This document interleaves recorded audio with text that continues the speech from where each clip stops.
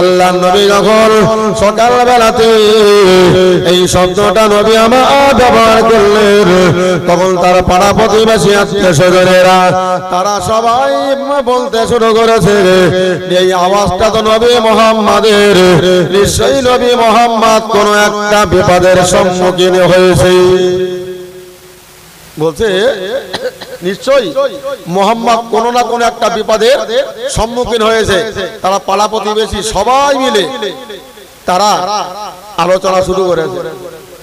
নবী মুহাম্মদুর রাসূলুল্লাহ সাল্লাল্লাহু আলাইহি ওয়াসাল্লাম সকালবেলা যখন পাহাড়ের উপরে উঠে যখন ওই আওয়াজটা করছে, তার দলীয় লোকেরা উতবা, সাইবা, আবু লাহাব তারা সবাই ছুটে ছুটে দলীয় লোকেরা চলে গেছে কোথায়? ওই পাহাড়ের পাদদেশে।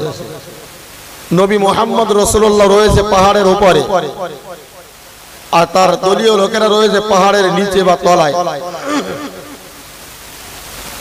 তো নবী মুহাম্মদ রাসূলুল্লাহ বলছে, ও আমার দলীয় লোকেরা, পরিবারের মানুষেরা, যে আমি পাহাড়ের উপরে দাঁড়িয়ে আছি আর তোমরা পাহাড়ের নিচে দাঁড়িয়ে আছো। আমি নবী মুহাম্মদ যদি তোমাদেরকে বলি পাহাড়ের অপর পৃষ্ঠে তোমরা দেখতে পাচ্ছ না, আমি নবী যদি বলি পাহাড়ের অপর পৃষ্ঠে তোমাদের একদল শত্রু দাঁড়িয়ে আছে, কিছুক্ষণের পরেই তোমাদের উপরে আক্রমণ করবে, তোমরা কি মেনে নেবে? আল্লাহ মনে রাখো, আল্লাহ নবী মুহাম্মদ রাসূলুল্লাহ সাল্লাল্লাহু আলাইহি ওয়াসাল্লাম যখন এই কথাটা উচ্চ আওয়াজে বলে দিলেন, তার দলীয় লোকেরা উঠে উঠে বলতে শুরু করলেন, নবী মুহাম্মদ জীবনে কখনো মিথ্যা বলেছে এটা আমাদের কখনো জানা নাই। জোরে বলুন সুবহানাল্লাহ। তার দলীয় লোকেরা এক বাক্যে বলে উঠলেন, নবী মুহাম্মদ যদি বলে পাহাড়ের অপর পৃষ্ঠে একজন শত্রু দাঁড়িয়ে আছে, আমরা নির্বেদায় এক কথায় সেটাকে আমরা মেনে নেব। আল্লাহর বান্দা মনে রাখো, আমি গোড়াতে একটা আয়াত পড়েছিলাম, ইয়া আইয়ুহাল্লাযীনা আমানু হাল আদুল্লুকুম আলা তিজারাহ। আল্লাহ বললেন, হে ঈমানওয়ালা মানুষেরা, আমি কি তোমাদের একটা ব্যবসার সন্ধান বলে দেব না? সেই ব্যবসাটা করলে পরে বান্দা মনে রাখো, তুনজিকুম মিন আযাবিন আলীম, কঠিন জাহান্নাম থেকে আমি আল্লাহ তোমাদেরকে বাঁচিয়ে দেব। জোরে বলুন সুবহানাল্লাহ। সেই ব্যবসাটা কি? নবী মুহাম্মদ রাসূলুল্লাহ ওই পাহাড়ের উপরে উঠে ওদের যখন কথাগুলো শুনিয়ে দিলেন, নবী মুহাম্মদ সাল্লাল্লাহু আলাইহি ওয়াসাল্লাম বলছে অপর পৃষ্ঠে শত্রু রয়েছে, এক্ষুনি যদি বলি তোমরা কি মেনে নেবে? তোমরা হ্যাঁ মেনে নেব, নির্বিদ্বিধায় মেনে নেব। আল্লাহর বান্দা মনে রাখো, আল্লাহর নবী মুহাম্মদুর রাসূলুল্লাহ সাল্লাল্লাহু আলাইহি ওয়াসাল্লাম বললেন, ওমর দলীয় লোকেরা, তোমরা মনে রাখো পাহাড়ের অপর পৃষ্ঠে একদল শত্রু দাঁড়িয়ে আছে। ওই শত্রু অন্য কেউ নয়, ওই শত্রুটা হলো আল্লাহর জাহান্নামের আগুন, আল্লাহর জাহান্নামের ভয়। ওমর দলীয় লোকেরা, তোমরা একবারের জন্য পড়ে নাও লা ইলাহা ইল্লাল্লাহু মুহাম্মাদুর রাসূলুল্লাহ, তাহলে ওই কঠিন জাহান্নামের আগুন থেকে তোমাদেরকে মহান আল্লাহ তোমাদের বাঁচিয়ে দেবে। জোরে বলুন সুবহানাল্লাহ। এই কথা যখন নবী মুহাম্মদুর রাসূলুল্লাহ বললেন, ওই সময় তার দলীয় লোকেরা বলতে শুরু করলেন, ও মুহাম্মদ, তুমি মনে রাখো এই জন্য কাজের ক্ষতি করে সকালবেলা আমাদের এই জন্য কি তুমি ডেকেছো? বলে এই জন্য সকালবেলা ডেকেছো আমাদের এখনো কাজ নেই, তোমার এই কথা শোনার জন্য এখানে সকালবেলা এসে হাজির। বলতে বিশ্বাস করো, যদি একবারের জন্য পড়ে নাও লা ইলাহা ইল্লাল্লাহ মুহাম্মাদুর রাসূলুল্লাহ, তাহলে কঠিন জাহান্নামের আগুন থেকে আল্লাহ তোমাদেরকে বাঁচিয়ে দেবে। আল্লাহ বান্দা মনে রাখুন আল্লাহর নবী মুহাম্মদুর রাসূলুল্লাহ সাল্লাল্লাহু আলাইহি ওয়াসাল্লাম ওই সময়তে এই কথা প্রকাশ করে দেওয়ার সঙ্গে সঙ্গে ওই তার দলীয় লোকেরা তার পায়ের কাছ থেকে কিছু ধুলো বালি পাথর নিয়ে নবী মুহাম্মদুর রাসূলুল্লাহ সাল্লাল্লাহু আলাইহি ওয়াসাল্লামের দিকে ছুঁড়ে ছুঁড়ে মারতে শুরু করলেন। তার ভিতরে ছিল আবু লাহাব। ওই জন্য কোরআন শরীফে দেখবেন একটা সূরা রয়েছে, সূরাটির নাম হলো সূরাতুল লাহাব, যেটা আমরা পড়ি তাব্বাত ইয়াদা আবি লাহাবিন ওয়া তাব মা আগনা রহমানুহু ওয়া মা কাসাব সায়াসলা নারান যাত লাহাবিন ওয়া ইমরাতুহু হাম্মালাতাল হাতাব ফি জিদিহা হাবলুম মিন মাসাদ। এই সূরাটা নাজিল হয় বলতে যে আবু লাহাবের হস্তদ্বয় ধ্বংস হোক, তার স্ত্রীও ধ্বংস হোক। এই আয়াতে সেই কথাগুলোই বলা আছে। নবী পাক সাল্লাল্লাহু আলাইহি ওয়াসাল্লাম যখন কলেমাটা প্রকাশ করলেন, বললেন ওই কলেমাটা পড়ে নাও, তাহলে তোমাদের কঠিন জাহান্নাম থেকে আল্লাহ তোমাদের বাঁচিয়ে দেবে। তখন বলতে এই কাজকর্ম আমাদের বাদ দিয়ে এই জন্য সকালবেলা ডেকেছো আমাদের। মুহাম্মদকে বলছে না, ওই কলেমা পড়া যাবে না। আবু লাহাব তো পড়িনি। আল্লাহ বান্দা মনে রাখুন, তাই মহান আল্লাহ বললেন ও জগতের বান্দা বান্দী তোমরা মনে রাখো, না না না তোমরা অন্যায় করেছো, অপরাধ করেছো, তোমরা অপরাধ করেছো, গুনার কাজ করেছো।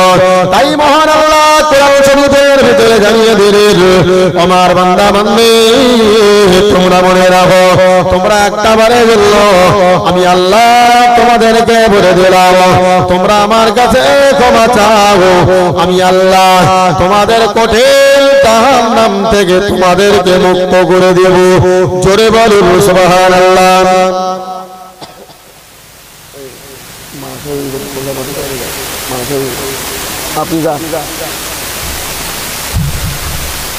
কঠিন জাহান্নাম থেকে আল্লাহ তোমাদেরকে বাঁচিয়ে দেবে যদি তোমরা একটাবারের জন্য কলেমাটা পড়ে মুসলমান হও। গুনাহ করেছি, গুনার জন্য আল্লাহর কাছে ক্ষমার রুট রাস্তা আল্লাহ বলেছেন। যদি আমরা ঠিক সেইভাবে আল্লাহর কাছে ক্ষমা চাইতে পারি, অবশ্যই আল্লাহ আমাদের तमाम জীবনের গুনাহ আল্লাহ মাফ করে দেবেন। আল্লাহ গুনাহ করেছেন অনেক, যদি আল্লাহ ইচ্ছা করেন বান্দার तमाम জীবনের গুনাহ মাফ করে দিতে পারে। অল্প গুনাহ করেছি, আল্লাহ ইচ্ছা করলে সেই গুনাহ মাফ নাও করতে পারে। তবু আল্লাহর কাছে ক্ষমা চাওয়া থেকে বিরত থাকলে চলবে না। আল্লাহ বান্দা মনে রাখুন, আমি আপনাদেরকে বলতে চাই কি জানেন, বনি ইসরাইল সম্প্রদায়ের ভিতরে একজন মানুষ ছিল। মহান আল্লাহ ওই মানুষ থেকে 200 বছর হায়াত দিয়েছিলেন। 200 বছর। আর আমাদের 50-60 হার্ট অ্যাটাক, ব্রেন স্ট্রোক, বিভিন্ন রকম রোগে আল্লাহ ধ্বংস করে দিচ্ছে। আল্লাহর বান্দা আপনি মনে রাখুন, আল্লাহর নবী মুসা আলাইহিস সালাতু ওয়াস সালামের জামানার মানুষ, ওই মানুষ থেকে মহান আল্লাহ 200 বছর হায়াত দেওয়ার পরে ওই মানুষটি কখনো ঈমানের কাজগুলো করেনি। ওই মানুষটি নেকির কাজ খুব বেশি করেনি। আল্লাহর বান্দা আপনি মনে রাখুন, ওই মানুষটিকে 200 বছর হায়াত দেওয়ার পরে যখন তার 200 বছর বয়সটা পুরে গেছে, মহান আল্লাহ তাকে ইন্তেকাল করিয়ে দিলেন। 200 বছর পরে ওই মানুষটি তিনি ইন্তেকাল করে গেলেন। 200 বছর বাঁচার পরে ওই মানুষটি মারা গেছে। গ্রামের লোকজন সব বলতে এ তো জীবনে আল্লাহর কাজ করেনি, তো এক কাজ করে মাটি দেওয়া যাবে না। কি করতে হবে? যেখানে শিয়াল কুকুর মারা গেলে ফেলা হয়, ওই আদারে বাজারে ফেলা হোক, বনে জঙ্গলের এক প্রান্তে ফেলে দেওয়া হোক, শিয়াল কুকুরের ছিঁড়ে ছিঁড়ে খাক। তাকে গোসল দিয়ে দিল না, জানাজা পড়ানো হয়নি, কিছুই করানো হয়নি। গ্রামের লোকজন মিলে ওই লাশটাকে নিয়ে গভীর জঙ্গলের এক সাইডে ফেলে দিয়ে আসলো। সবাই বাড়ি চলে এসেছে। তারপর দিন সকালবেলা ওরা গবেষণা করতে সবাই, হারা লোকটাকে তো আমরা ফিরে দিয়ে এসেছি, একবার চল না দেখে আসি লোকটারে ওই টাটকা আছে না শিয়াল কুকুরে খেয়ে হাফ করে দেয়, চল একবার দেখে আসি। গ্রামের লোকেরা সবাই গিয়ে যখন দেখতে গেছে তখন দেখা গেল লোকটাকে যেভাবে ফেলে এসেছিল টাটকা, একেবারে তাজা, গন্ধ হয়নি, ফুলিনি, শিয়াল কুকুরেও খায়নি, সেইভাবে টাটকা পড়ে আছে লাশ। তাহলে হারা ব্যাপারটা কি? এ ওর বলতে ব্যাপারটা কি, ওর বলতে ব্যাপারটা কি? তাহলে কি করে বলবো? আল্লাহ মনে রাখো, নবী মুসা আলাইহিস সালাতু ওয়াস সালাম এই কর্মগুলো তার কওমের মানুষেরা করেছে। আল্লাহ নবী মুসা আলাইহিস সালাতু ওয়াস সালাম এই ঘটনা কিন্তু নবী মুসা জানতো না। আর মহান আল্লাহ তো পাহাড়ে নবী মুসাকে ডাকলেন, ও আমার নবী মুসা, আমি আল্লাহ তোমাকে বলে দিলাম, মুসা একটা বারের জন্য তুমি আমার সঙ্গে পাহাড়ে দেখা করো। জোরে বলুন সুবহানাল্লাহ।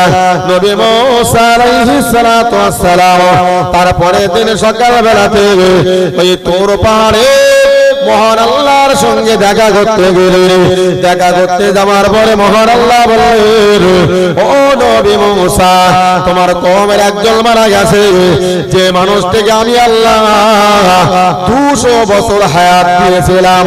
ওই মানুষটি মারা যাওয়ার পরে ওই মানুষটিকে তার দলীয় লোকেরা, তার বংশের মানুষেরা, তারা পাড়া প্রতিবেশীরা তার গোসল না দিয়ে, জানাজা না পড়ে, তাকে কবর না দিয়ে গভীর জঙ্গলে একটা সাইডে ফেলে দিয়েছে, যাতে করে শিয়াল কুকুরে তাকে ছিঁড়ে ছিঁড়ে খায়।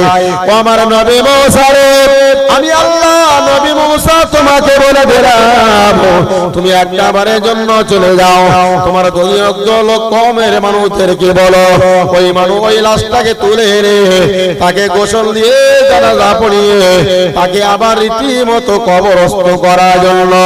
জোরে বলুন সুবহানাল্লাহ। বলতো নিয়ে এসো, তুলে নিয়ে এসো, ওদের গোসল দিয়ে কাপড় ভালো করে পরিয়ে, জানাজা পড়িয়ে ওকে কবর দেওয়া হয়। তো নবী মুসা আল্লাহর কাছ থেকে শুনে এসে চলে গেলেন কোথায়? কওমের মানুষদের কাছে গিয়ে বলছে, তোমাদের ভিতরে কি এই কাজগুলো হয়েছে? বলে হ্যাঁ। বলে লাশটা কোথায় ফেলেছো? বলে ওই গভীর জঙ্গলের এক সাইডে। বলে তুলে আনো, লাশটাকে গোসল দাও, জানাজা পড়াও আর তার কবরস্থ করো। বলছে কারণ? তো বলছে আল্লাহ বলেছে। তখন কওমের লোকেরা ঘুরিয়ে নবী মুসাকে বলছে, মুসা, আপনি তো আমাদের নবী, আল্লাহ যে এই কথা বলে দিয়েছে, এর এমন কি ভালো কাজ ছিল যাতে করে আল্লাহ আপনাকে ডেকে এই অর্ডারটা আল্লাহ করে দিলেন? আমাদের একটু জানতে বড় ইচ্ছা হয়। স্বাভাবিক জিনিস যে সারা জীবন যে আল্লাহর আল্লাহ বলিনি, ভালো কাজ করতে মানুষ দেখিনি, সেই মানুষটাকে আল্লাহ নবীকে ডেকে বলছে এই কাজগুলো করে দাফন কাফন করতে বলো, ঠিক এখনো কি ভালো কাজ করেছে? নবী মুসা আল্লাহর কাছে দোয়া চাইলেন, আল্লাহর কাছে দোয়া চেয়ে বললেন, ও রব্বুল আলামিন, আমার কওমের মানুষদেরকে আমি আপনি যেটা বলেছিলেন আমি রীতিমতো আমার কওমের মানুষদেরকে আমি জানিয়ে দিয়েছি। আমার আল্লাহ, আপনি একটা বার বলুন, আমার কওমের মানুষেরা আমার কাছে জানতে চাইছে তার জীবনে এমন কই ভালো কাজ করেছিল যার জন্য আপনি তার গোসল দেওয়ার কথা বললেন, তাকে জানাজা করে তাকে কবরস্থ করার কথা আপনি কেন বললেন? ও রব্বুল আলামিন, আপনি একটা বারের জন্য বলুন, আপনি একটা বারের জন্য আমাদেরকে তার কি ভালো কাজ করেছিল আপনি সেটা আমাদেরকে জানিয়ে দেন। নবী মুসা কে লক্ষ্য করে আল্লাহ বলতেন, মুসা, ওর জীবনে একটা খুব ভালো কাজ ছিল।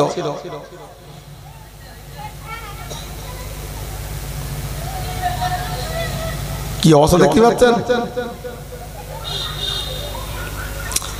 তো নবী মুসা বলতে ঠিক আছে, আল্লাহ যখন আল্লাহকে জিজ্ঞাসা করেন, আল্লাহ বলছে মুসা ওর জীবনে বিরাট একটা ভালো কাজ ছিল, সেই কাজটা না আমার খুব ভালো লেগেছিল, আমি আল্লাহ তার সেই কাজটাতে বিরাট খুশি হয়েছিলাম,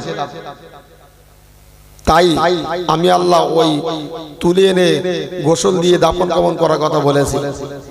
তোমার কওমের মানুষরা যখন শুনছে না, তাহলে শুনে যাও কি জন্য তাকে দাফন কাফন করার কথা আমি বলেছি।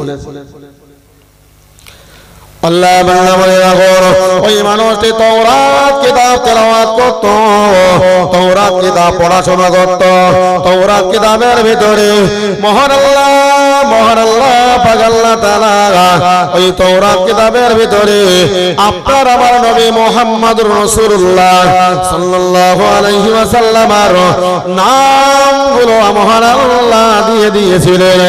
ও নবী মুসা মনে রাখো, আমি আল্লাহ বলে দিলাম ওই মানুষটি তাওরাত তেলাওয়াত করত, যখন সে তাওরাত তেলাওয়াত করত, তাওরাত শরীফ তেলাওয়াত করার সময় আমার নবী মুহাম্মাদের নাম যে জায়গাটায় পড়া পেত, যে জায়গাটা আমার নবী মুহাম্মাদের নাম পেত, ওই নামটা নিয়ে মহব্বত করে চুমা দিত। জোরে বলুন সুবহানাল্লাহ। এই চুমা দেওয়ার কারণে আমি আল্লাহ পাক আল্লাহ তাআলা তার 200 বছরের জীবনের ওই গুনাহগুলো আমি আল্লাহ maaf করে দিয়েছিলাম। জোরে বলুন সুবহানাল্লাহ। তাহলে ওই মানুষটা তাওরাত কিতাব পড়তো, নবী মুহাম্মাদের নাম শুনে মহব্বত করে চুমা দিত, তাই আল্লাহ তার 200 বছরের গুনাহ maaf করেছিল। আর শালা আমরা পাকা মুসলমান কত বড় বিয়াদব, আমরা নবী মুহাম্মাদের নাম শুনে একবার সাল্লাল্লাহু আলাইহি ওয়াসাল্লাম বলি না। পাপ যত হবে আল্লাহর গজব তত নামবে। আজকে দেখেছেন আমেরিকাতে, সোশ্যাল মিডিয়াতে অনেকে দেখেছেন, আমেরিকাতে একটা কোটিপতিরা বাস করে একটা শহরে, সেই শহরটাকে আল্লাহ আগুন দিয়ে জ্বালিয়ে ছাই করে দিয়েছে। সেই শহরটাতে কোটি কোটি মানুষ, তারা কোটি কোটি টাকার মালিক, তারাই বাস করত। উপর থেকে হেলিকপ্টার, এরোপ্লেন, বিভিন্ন যন্ত্রের দ্বারাতে পানি দিচ্ছে, তা মনে হয় যেন পেট্রোল ঢেলে দিচ্ছে, আগুনের জোর গতি আরো বেড়ে যাচ্ছে। ভাবতে হবে না আমাদের, কেন ও দেশে কোনো বাচ্চা কাচ্চার বাপের ঠিক নেই, মার পরিচয়ে সন্তান মানুষ হয়। আমাদের দেশও আগামী তো হবে। আল্লাহর বান্দা মনে রাখো, নবী মুসা আলাইহিস সালাতু ওয়াস সালাম ওই আল্লাহর কাছ থেকে শুনে আসার পরে আল্লাহ নবী মুসা আলাইহিস সালাতু ওয়াস সালাম তিনি তার কওমের মানুষদের কাছে চলে এলেন। তিনি তার কওমের মানুষদের কাছে চলে এসে বলছে, আমার কওমের মানুষেরা তোমরা মনে রাখো, ওই মানুষটাকে দাফন কাফন গোসল দিয়ে সুন্দর করে কবর দেওয়ার ব্যবস্থাটা মহান আল্লাহ এই জন্য জানিয়ে দিয়েছেন। তার কারণ হলো ওই মানুষটি তাওরাত কিতাব পড়তো, ওই মানুষটি তাওরাত কিতাব তেলাওয়াত করতো, ওই মানুষটি তাওরাত তেলাওয়াত করতে করতে যত জায়গায় নবী মুহাম্মাদের নামটা পেত, ততবার মহব্বত করে চুমা খেত। এই জন্য মহান আল্লাহ তার 200 বছরের জীবনের গুনাহগুলোকে আল্লাহ maaf করে দিয়েছে। আল্লাহর বান্দা আপনি মনে রাখুন, আমরা ওয়াজ নসিহতের মাধ্যমে বলুন আর মসজিদে জুমার খুতবার ভিতরে বলুন, আমরা মুহাম্মাদের নাম অনেকবার শুনি। কটা মুসলমান সাল্লাল্লাহু আলাইহি ওয়াসাল্লাম বলে, যদি নবী মুহাম্মাদের নামটা শুনে যদি কোনো মুসলমানেরা তারা এই দরুদটা না পড়ে, আল্লাহর নবী বললেন ওই মুসলমান ধ্বংস হয়ে যাক। আমার নবী মুহাম্মাদের নাম শুনলে দরুদ পড়তে হবে। দরুদ যদি না পড়া হয়, আল্লাহর নবী বদদুয়া দিয়েছে তাদের, সে যেন আল্লাহর পক্ষ থেকে ধ্বংস হয়। আল্লাহ বলেছেন আমার নবীর নাম শুনে অন্তত দরুদটা একবার পড়ো। দরুদ পড়লে বান্দার জীবনের গুনাহ আল্লাহ maaf করে দেন। আজকে সেই দরুদ পড়তেও যদি আমরা কৃপণতা করি, নামাজ পড়তেছি তা কত রকম অজুহাতের নামাজ, এক এক স্টাইলের নামাজ, কেউ নামাজ ধরি দা সেটটি না, মনে হয় যেন ফেরেশতার মতো নামাজ পড়তিও, অথচ তার ভিতরে খুলে খুলে দেখা যাবে যে সেই মানুষটা কত লোকের হক ফাঁকি দিয়েছে আর কত লোকের যে পিছনে ভাড়া দিয়েছে তার ঠিক ঠিকানা নেই। আর নামাজ স্পিরিট পড়ে গেলে বলবেন কি ও কম্পিউটার নামাজ পড়তেছে। আল্লাহ বান্দা মনে রাখো, মহান আল্লাহ আল্লাহ বললেন ও বান্দা বান্দি তোমরা মনে রাখো আমি আল্লাহ তোমাদেরকে জানিয়ে দিলাম মহান আল্লাহ যদি একটা মানুষের 200 বছরের জীবনের ওই গুনাহগুলো মহান আল্লাহ maaf করে দিতে পারে, তাহলে আপনার আমার জীবনের গুনাহ মহান আল্লাহ কেন maaf করবেন না? আমার আল্লাহ বললেন বান্দা তোমরা হলে আমার শেষ নবীর উম্মতেরা, আমি শেষ নবীর উম্মতদেরকে বড় ভালোবাসি, শেষ নবীর উম্মতদেরকে বড় মহব্বত করি। নবী মুহাম্মদুর রাসূলুল্লাহ সাল্লাল্লাহু আলাইহি ওয়াসাল্লামের উম্মতদেরকে মহান আল্লাহ বড় ভালোবাসে।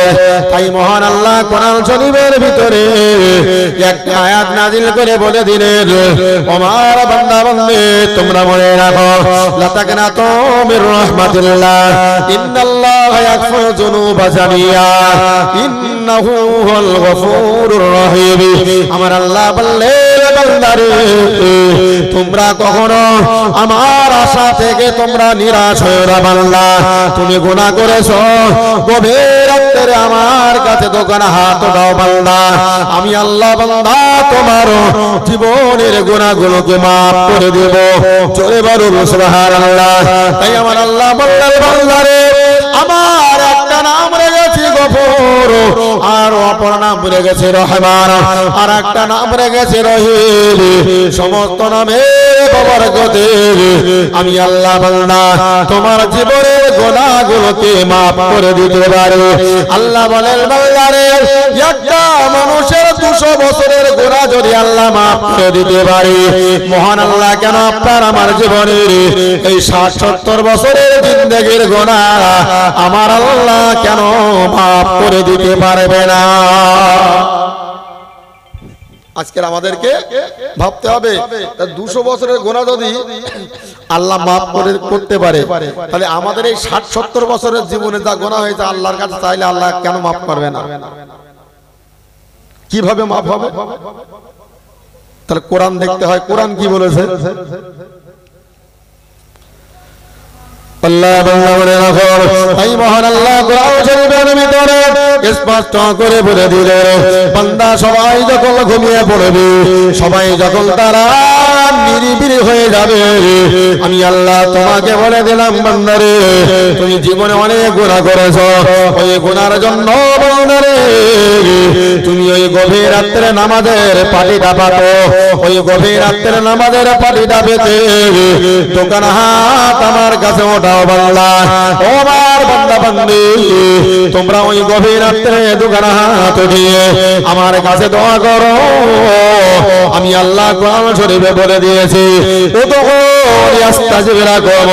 আমার আল্লাহ বললেন বান্দারে, আমার আল্লাহ বললেন বান্দারে ও আস্তাজিব লাকুম বান্দা তুমি আমার কাছে দোয়া করো, আমি আল্লাহ বান্দা তোমার জীবনের গুনাহগুলো maaf করে দেব।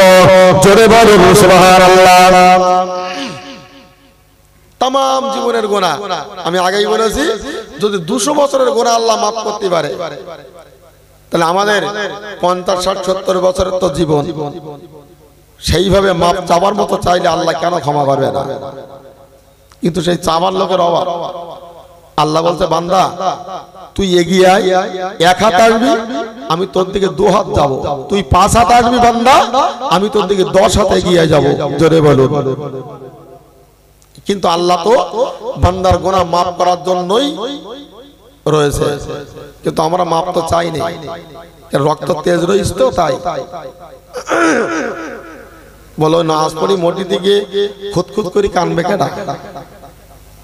কেন কে ওখানে চোখের পানি ফেলবো?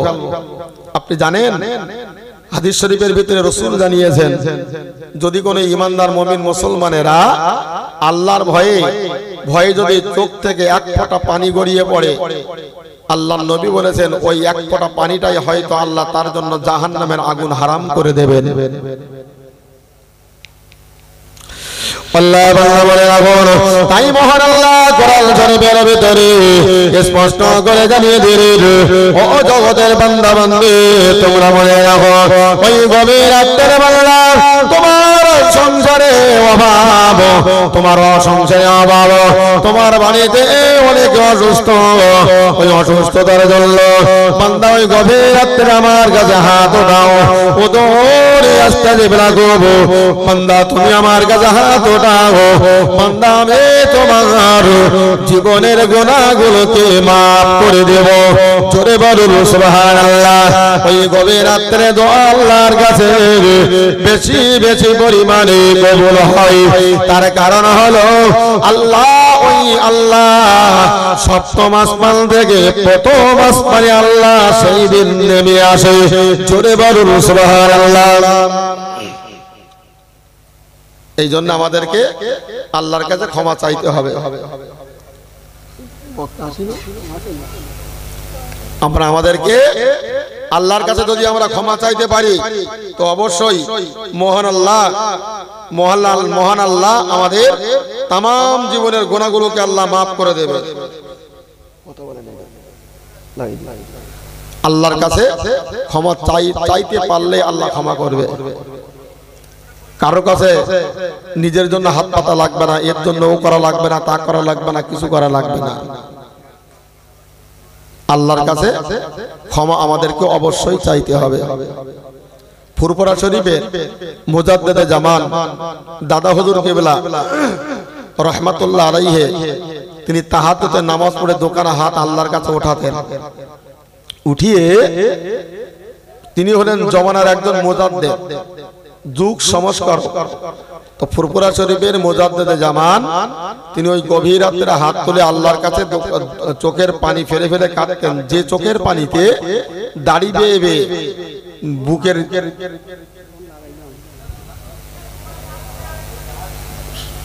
সেই চোখের পানিতে বুকের জামাগুলো পর্যন্ত ভিজে যেত। আর আমরা কাঁদি। যদি যদি কোনো বয়স্ক লোক কেঁদে ফেলে দোয়া করতে যে তার একজন পিছন দিক থেকে ঘাড়ায় গুঁতে যাচ্ছে, বলে দেখেছিস খোঁজ করতে বলো। আল্লাহ বলতে তোর ওই ব্যবস্থা করে দিচ্ছে, এখন মরি যাক তুই, তোর ব্যবস্থা কি করে করতে আমার জানা আছে। আল্লাহ বলে তাই মহান আল্লাহর ফুরফুরা শরীফের মুজাদ্দেদে জামান দাদা হুজুর পীর কিবলা রাহমাতুল্লাহ আলাইহি তিনি তাহাজ্জুদে নামাজে দোকানে হাত তুলে মহান আল্লাহর কাছে দোয়া করতেন আর বলতেন ও আমার আল্লাহ মাবুদ রব্বুল আলামিন আল্লাহ এই গভীর রাত্রে আমি আবু বকর এই তাহাজ্জুদে নামাজে দোকানে হাত তুলে কাঁদি। আল্লাহ কেন জানেন? আল্লাহ তো সব জানে।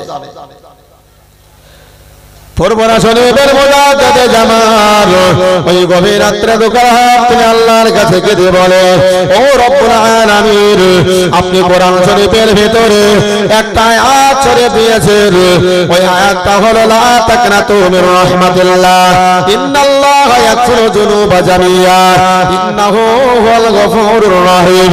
মহান আল্লাহ বললেন বান্দা তুমি আমার আশা থেকে তুমি নিরাশ হয় না। ফুরফুরা শরীফের মুজাদ্দেদে জামান তিনি কেঁদে কেঁদে বলতেন ওই সময় বলতেন আল্লাহ আপনি যদি কোরআন শরীফের ভিতরে ওই আয়াতটা আপনি না দিতেন আমি ফুরফুরার মুজাদ্দেদে জামান আবু বকর বুক ফেটে মারা যেতাম। তিনি এই কথা বলতেন আর কাঁদতেন আর মহান আল্লাহর কাছে দোয়া করতেন। আল্লাহর বান্দা মনে রাখো আমরা নামাজ পড়তে যাও, সেখানে যদি একটা দোয়া লম্বা হয় সেখানে ইমামের বিরুদ্ধে কথা ওঠে। আল্লাহর বান্দা মনে রাখো যদি নামাজে কিরাত লম্বা হয় ইমামের বিরুদ্ধে কথা ওঠে। আর বান্দা মনে রাখো, যদি একটা মসজিদে আলোচনা একটু দেরি হয় তা তো ইমামের বিরুদ্ধে কথা ওঠে। আল্লাহর বান্দা আপনি মনে রাখুন, আপনি ইমামের বিরুদ্ধে কথা তুলছেন মানে আল্লাহর নবীর বিরুদ্ধে আপনি আঙুল উঁচু করলেন। আল্লাহ রাসূল সাল্লাল্লাহু আলাইহি একজন ইমাম, মসজিদ নববীর ইমাম, যদুমধু জায়গার ইমাম না বলো, মসজিদ নববীর ইমাম ছিলেন রাসূলুল্লাহ। সেই নবী ইমাম, ইমামের অনুসারী तमाम পৃথিবীর মসজিদের ইমামরাই। অথচ দোয়া লম্বা হবে আর ইমামের পিছনে ফসকাটাকাটি শুরু। আসলে কি জানেন, এই বীজগুলো মনে হয় ওইভাবে তৈরি, এইজন্য এদের এত দেও, এত মুখী বেরিয়েও এদের লজ্জা নেই। বিশ্বাস করেন, এদের যে চগলখড়ি করার, মুনাফিকি করা, এটা এদের একটা অভ্যাস হয়ে গেছে। কোরআন হাদিসে যা বলা আছে যে মুনাফিকি করা, চগলখড়ি করা, যা কিছু করা করলে পরে আল্লাহর দরবারে বিরাট সাজা আছে, শাস্তি আছে, আযাব আছে, এত শোনার পরেও দেখো সেই সুমন্দির শালারা পিছনে আবার শুরু করে। তার মানে ওই শালা মুনাফিকি দেশ তৈরিও। ভদ্র বাংলায় বলতে আর বেশি খাসা বাংলায় বলিনি। এই জন্য আমাদেরকে সচেতন হতে হবে। বিশ্বাস করুন, নামাজটা পড়তেন ভাড়ের মধ্যে পানি দিয়ে, ভাড়ের তলা সেদ্ধ করে দেন, পানি থাকে কিনা? থাকবে না বলে একটাও। অথচ ভাড়ের তলা যদি ভালো হয় তাহলে পানি ভাড়ে যতটা দেবেন সব পানি থাকবে। আল্লাহ বান্দা বলে রাখো, পরপরা শরীফের মোজাদ দিতে যান দাদা হুজুর বেলকে বেলা রাহমাতুল্লাহ আলাইহি হুজুর আমার ওই গভীর রাতে কেঁদে কেঁদে মহান আল্লাহর কাছে দোকানাত তুলে কেঁদে কেঁদে দুই চোখ জানো হুজুরের ফুলে যেত। ও সকালবেলা মুরিদ মুতাকিনেরা জিজ্ঞাসা করতেন, হুজুর আপনার চোখগুলো এত কেন ফোলা? আপনাকে রাত্রে একটু ঘুমাননি? ওই সময় বলেন, আমি তো ঘুমিয়েছিলাম, কিন্তু চোখগুলো কেন ফুলেছে আমি আবু বকর তো জানি না। জোরে বলুন সুবহানাল্লাহ। তাদের মুরিদদেরকে কথাগুলো বলতেন না।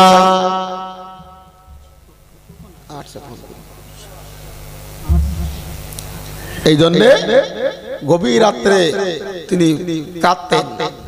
আর আমরা, আমাদের হাসি হয়েছে বেশি, আমাদের কোনদিনই একটুখান হলে যাত্রা করে ছেড়ে দেয়।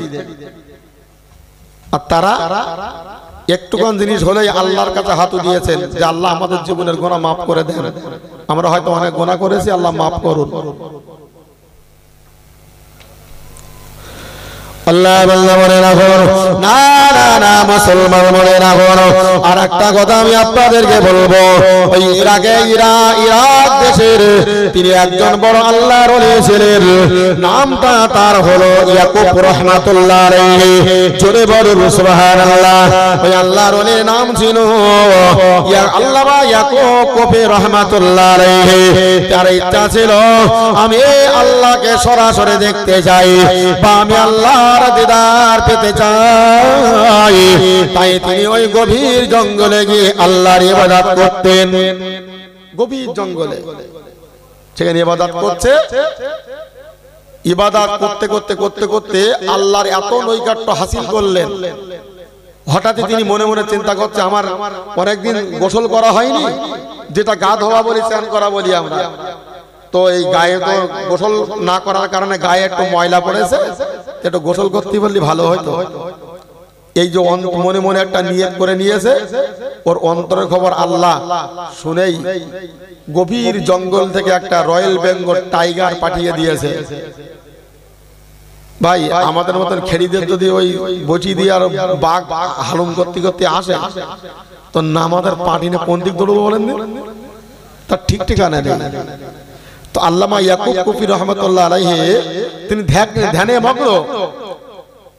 ওদিকে বাঘটা বিশাল আকারে গর্জন করতে করতে আল্লামা ইয়াকুব কফি রাহমাতুল্লাহ আলাইহির দিকে এগিয়ে আসছেন। উনি ভয় করলেন না, আল্লাহ আল্লাহ করেই যাচ্ছে। ওই বাঘটা তার কাছে এসে সমস্ত দিকে ওই বাঘটা ঘুরে নিলেন, তার চতুর্দিক দিয়ে ঘুরলেন। ঘোরার পরে বাঘটা তখন তার সমস্ত দেহটা ভালো করে শুকিয়ে নিলেন, নাক দিয়ে শুকিয়েছে বাঘটার দেহ, টোটাল দেহটা শুকিয়ে নিয়ে ওই বাঘটা তার জিভ দিয়ে, ওই নরম তুলতুলে জিভ দিয়ে বাঘটার দেহটা চেটে চেটে চেটে চেটে সমস্ত দেহের ময়লাগুলো পরিষ্কার করে দিলেন। জোরে বলুন, আর একটু জোরে বলুন।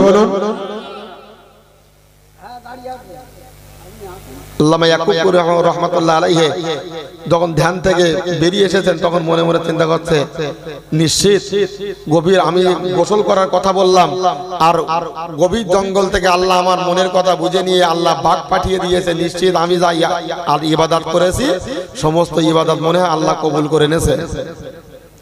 এই যে একটা ফকর, এর কি বলে গর্ব, অহংকার, অহংকার ভাবে এসে গেছে ওর ভিতরে। একটা কবুল না হলে কি আর আল্লাহ বাঘ পাঠাতো?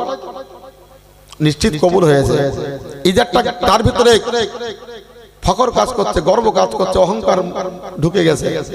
আল্লাহ বলে দাঁড়া, তোর ব্যবস্থা করে দিচ্ছি।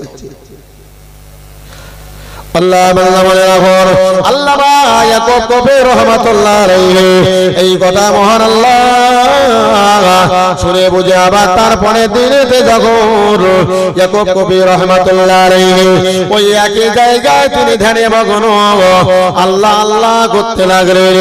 আল্লাহর বান্দা আপনি মনে রাখো, ওই সময়তে ইয়াকুব কবি রাহমাতুল্লাহ আলাইহি যখন তিনি আল্লাহ আল্লাহ করতে লাগলেন, ওই গভীর জঙ্গল গভীর জঙ্গল থেকে যে বাঘটা তার জিভ দিয়ে তার দেহের সমস্ত ময়লাগুলো পরিষ্কার করে দিলেন। আল্লাহর বান্দা মনে রাখুন, ওই গভীর জঙ্গল থেকে সেই একটাই বাঘ এসে আবার ইয়াকুব কবি রাহমাতুল্লাহ আলাইহি ওই বাঘটা আবার তার দেহে দিকে এসে সমস্ত দিকে কয়েকবার ঘুরে নিলেন। ঘোরার পরে ইয়াকুব কবি রাহমাতুল্লাহ আলাইহি ওই দেহটা একবার শুকিয়ে নিয়ে ইয়াকুব কবি রাহমাতুল্লাহ আলাইহি ওই বাঘটা যখন তার নিচের পাটা উঁচু করে দিয়ে ইয়াকুব কবি রাহমাতুল্লাহ আলাইহির দেহের উপরে পিশাব করে দিয়ে গর্দন করতে করতে জঙ্গলে চলে গেলেন। সমস্ত জীবনে ইবাদত কি হলো? শেষ। একটুখানির জন্য, একটুখানি ফকর করার জন্য তার জীবনে ইবাদত সব শেষ। মনে রাখুন, আমি বক্তব্য করব, তার কারণ হলো বক্তা এসে গেছে।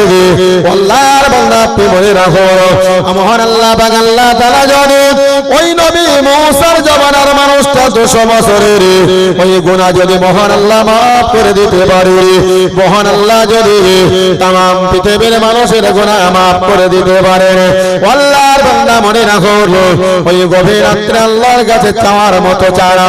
কেননা কোরআন শরীফে মহান আল্লাহ বললেন, উদউনি আস্তাজিব লাকুম, বান্দা তুমি আমাকে ডাকো, আমার কাছে তুমি দোয়া চাও বান্দা, আমি আল্লাহ বান্দা তোমার জীবনের গুনাহগুলোকে মাফ করে দেব। জোরে বলুন সুবহানাল্লাহ।